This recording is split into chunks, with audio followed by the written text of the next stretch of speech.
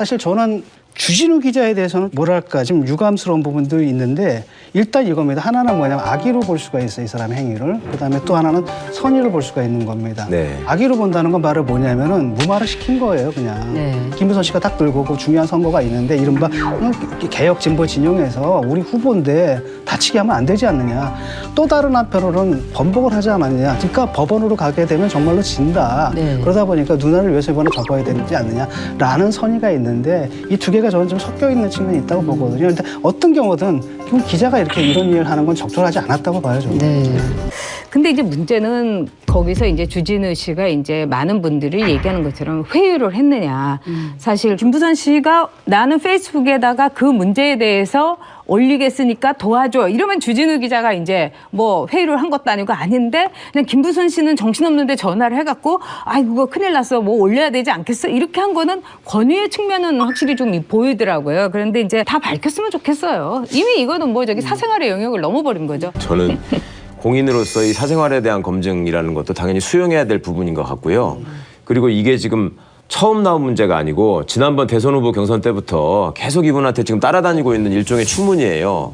그러면은 명확하게 하여튼 입장 정리를 하고 이번에 이거를 이제 정확하게 정리하지 못하면 앞으로 정치적인 장래도 장담하기 어렵다라는 생각이 들더라고요. 그런데 나는 주 기자한테 부탁한 적이 없다. 그리고 뭔가 정치 공작의 가능성이 있는 것 같으니 이 법적 책임을 물을 것이다. 이렇게 이제 언급을 하셨던데 일단은 이제 법적인 차원에서 보자면 주진우 기자가 김부선 씨한테 전화를 해서 뭔가를 설득한 게 사실이냐? 사실이라는 걸 전제로 한다면 그게 그럼 불법이냐? 그거 자체로 뭐 불법적인 측면은 없는 것 같아요. 뭘 강요한 것도 아니고 일종의 조언을 한 거니까.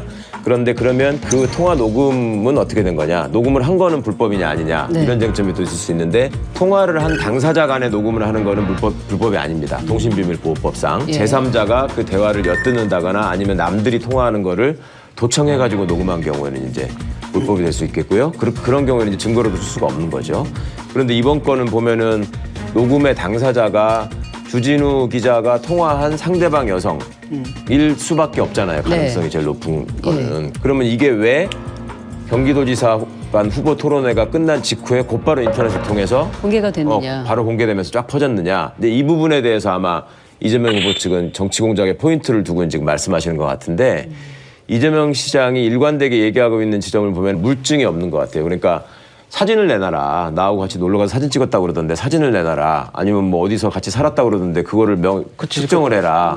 이런 얘기들을 거기 뭐 하시던데. 계약을 한 계약서를 내놔라든지 네네네. 이런 것들. 그러니까 이제 그런 점들이 없으니까 사실은 지금까지도 이게 명확하게 정리가 되지 않고 자꾸만 이렇게 돌출되는 일이 있는 것 같은데 어떻든 이번에는 하여튼 이번 선거를 통해서 이게 정리됐으면 좋겠습니다. 저는. 김명수 대법원장이 지난 1월 이후 넉 달 만에 다시 고개를 숙였습니다. 양승태 전 대법원장 시절 재판 거래 의혹에 대해 직접 사과하고 나선 건데 지난번에 이 판사 블랙리스트 의혹을 조사하던 대법원의 산하에 만들어진 법원 행정처장이 단장으로 이 조사단에서 양승태 전 대법원장 시절에 이른바 재판 거래 한 게 아니냐는 또 의혹이 제기됐었지요. 그래서 이제 이게 사실 논란이 굉장히 커졌습니다. 그러자 지난주에 이 김명수 대법원장이 대국민 담화를 했죠.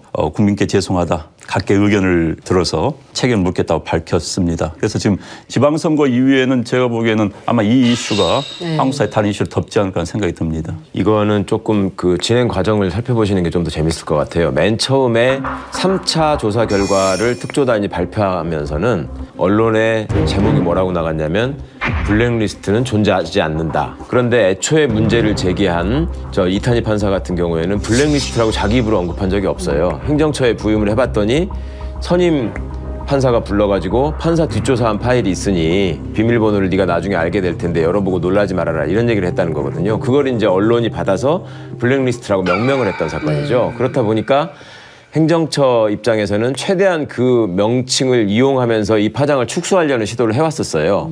그런데 확인을 해보니까 하면 할수록 이게 문건들이 너무나 충격적인 게 나오는 거예요. 이 상황을 대법원장이 그냥 넘어갈 수는 도저히 지금 없는 상황이고 양승태 전 대법원장이 기자들 앞에 서가지고 대법원 판결에 대한 신뢰가 무너지면 나라가 무너집니다. 본인 입으로 그렇게 말씀을 했거든요. 과거에 뭐 최순실 씨의 국정농단은 나중에 어찌 보면은 이게 진실이 드러나면은 사법 절차를 통해서 바로 잡히고 실제로 그런 과정이 지금 진행되고 있었잖아요. 근데 사법 피해의 특징은 회복이 불가능하다는 데 있습니다.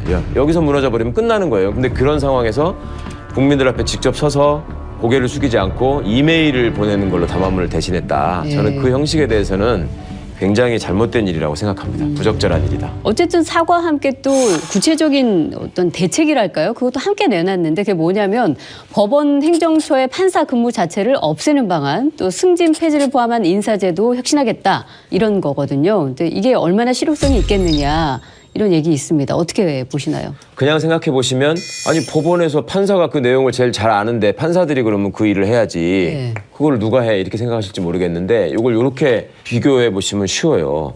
저희가 학교를 다니면 예전에는 서무과라 그랬고요. 지금은 행정실이라고 있잖아요. 그분들은 교사가 아니고 행정직 공무원들이에요. 서무과에 근무하는 선생님이 교장 선생님이 되고 교감 선생님이 되는 경우는 절대 없었는데 법원의 시스템은 일단 똘똘해 보이면 행정실로 보내가지고 거기서 일을 잘하면 그 사람을 다시 훌륭한 교사로 인정해가지고 네가 수업 한번 해봐. 그러다가 조금 수업시킨 다음에 또 행정실로 보내. 그런 사람이 이제 대법관이 되고 대법원장이 될 확률이 굉장히 높아지고 있었다는 거죠. 그러니까 좋은 보직으로 가기 위한 어떤 통로가 법원 행정처가 전단계로 그렇게 됐다는 하고 거네요. 선진국은 보면은 이런 일이 없습니다. 네. 법무부의 탈검사와 같은 맥락으로 이제 보시면 돼요. 사실 법무부의 검사들이 굳이 있을 필요가 없습니다. 법무 행정하는데 제가 뭐 옛날 대법원 출입하던 시절을 보면은 뭐 대법원의 뭐 시설국장이 판사님이에요. 네, 맞아요. 그건 전문가가 해야 되는 겁니다. 얘기 실어서 그런 식의 예를 들어서 등기국장도 판사였대요. 그러니까 굳이 그런 자리를 왜 해야 되냐. 이제 결국은 자리와 관련된 거죠.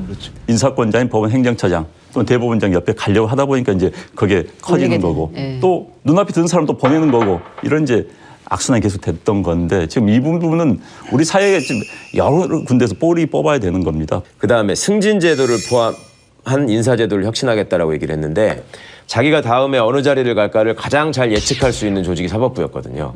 그러니까 그간에는 어떤 성적순이나 이런 서열을 매겨가지고 그 서열에 따라서 착착착착 이렇게 가는 게 있었는데 법원이 너무 루스해지고 거기에서 생기는 문제가 당연히 있지 않겠습니까? 그러니까 그 해결책으로 인사고과 제도를 강화시켰었어요. 근데 이제 양승태 대법원장 시절에 그게 더 강화됐는데 통계로 자꾸 판사를 잡아가지고 빨리빨리 처리하지 않으면 무능한 판사인 것처럼 이렇게 해놨단 말이죠. 그러니까 저희가 실제로 재판을 해보면 법정에서 당사자들의 얘기를 귀담아 들어주는 시간이 갈수록 줄어드는 거예요. 왜냐하면 사건을 빨리빨리 떼야 되니까.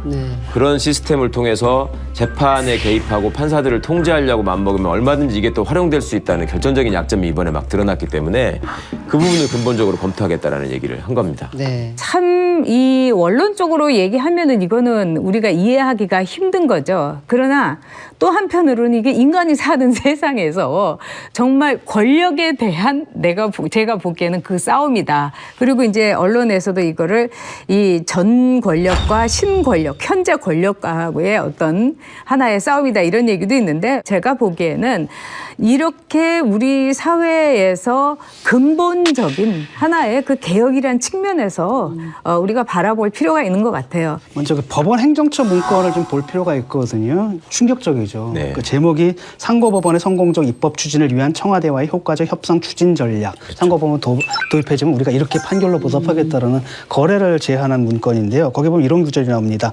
BH, 청와대죠. 박근혜 전 대통령과 청와대의 원활한 국정 운영을 뒷받침하기 위해 권한과 재량 범위 내에서 최대한 협조해온 사례를 상세히 설명하겠다. 그 사례들이 우리가 계속 문제가 됐던 그런 사례들이었단 말이죠. 국가배상 제한이라든지 원세훈 세건이라든지 통상임금 문제, 키코 사건, 뭐 KTX 승무원 사건이라든지 철도노조, 정리해고, 뭐 전교조 사건 등등등. 그러니까 헌법 기관이 이제 무너진 거잖아요. 그러니까 과거에 사실 뭡니까? 사실 그분들이 뭐까지 했냐? 국회의원들 여론조사까지 돌려가지고 청와대에서 공천까지 해서 입법부를 무너뜨리고, 그다음에 국정농단을 해가지고 행정부를 무너뜨리고, 심지어는 이제 사법부까지 완전히 그냥 다 무너뜨려버린 그런 결과죠. 그거 어떻게 될까요? 양 전 대법원장의 앞날? 지금 그 입장을 좀 들어봤거든요. 예. 법원 행정처에서 부적절한 일을 했다는 지적이 있었고 그 지적이 사실이라면 그 일을 막지 못한 것은 내 책임이다. 흥정과 거래를 위해서 재판에 관여한 바 없다. 반대하는 사람들에게 불이익을 준 적도 없다. 행정처에서 판사들 뒷조사를 했는지 이런 건 나는 전 모르는 일이다. 이렇게 얘기를 했고요. 결국은 뭐냐면 내가 법적으로 책임질 일은 하나도 없다. 그리고 문제가 된 재판 거래 시도, 그다음 판사들 블랙리스트 작성 등 이런 게 만약에 있다면 그럼 법원 행정처에서 내가 모르게 나와 관계없이 한 일이다. 그래서 조직의 수장으로서 이렇게 그런 일을 막지 못한 책임 정도 이건 내가 지겠다. 한마디로 나는 윤리적으로도 사실은 책임질 일이 없다라고 이제 얘기를 하고 있는데 문제는 뭐냐면은 그런 문건을 갖다가 대법원장도 아니고 행정처장도 아니고 차장이 그 일을 왜 해요? 네. 그 사람은 도대체 그 일을 누구의 명을 받고 했느냐라는 거죠. 예컨대 사회적으로 중요한 그 판결들을 갖다 청와대와 조율하는 문제라든지 그다음에 이견을 가진 판사들 뭐 뒷조사하고 뭐 불이익 주고 이런 부분들이 있었잖아요. 뒷조사한 거라든지 심지어는 보니까 대한변협에 대한 대응 방안까지도 있어요. 민변도. 네. 그러니까 변호사 단체에 대한 이런 것까지 있는데 이런 엄청난 일을 갖다가 처장이 왜 해? 그렇잖아요. 거기 그 물음을 남긴 거죠. 그러니까 정확한 지적이세요. 아직도 특권의식에 기초한 이런 오만한 모습을 보이셔서는 안 될 일이고 내가 그러면 그 얼라들 하는데 가야 됩니까? 뭐 이런 말씀이잖아요. 말하자면. 그게 뭐야. 그러니까 그건 굉장히 잘못된 것이고 그다음에 또 자기는 또 직접 그건 또 봤냐고 그러니까 안 봤대. 그쵸. 그러면서 내용은 불리한 거는 또 다 부인해. 그럴 리가 없다. 아니다. 뭐 이렇게 되면 안 된다. 뭐 이러시는데 모를 수가 없었던 게 이분 스스로가 법원 행정처장을 지낸 분이에요. 과거에. 본인이 또 최초의 법원 행정처장으로 데리고 있던 박병대 대법관이라는 분이 있는데 이분이 지금 의혹이 제기되고 있는 판결들 있잖아요. 거기에 공교롭게 또 주심을 맡은 사건이 또 많아요. 그러니까 이걸 피할 수 없어. 그리고 본인은 행정처가 무슨 일을 하는지를 잘 알고 있기 때문에 행정처에다가 또 선수들을 뽑아다가 딱 갖다 놓고요. 얼마나 원활하게 행정처가 돌아가도록 또 시켰는지 몰라요. 그러니까 그걸 모르신다는 거는 정말 프로답지 않은 행동이시라고 생각하고요. 이래서 여러 가지로 전직 대법원장으로서 보이는 모습이 지금 이렇게 참담한 수준에 와 있으니 국민적인 분노를 잠재울 수는 없는 것이고 이분은 반드시 수사를 받아야 됩니다.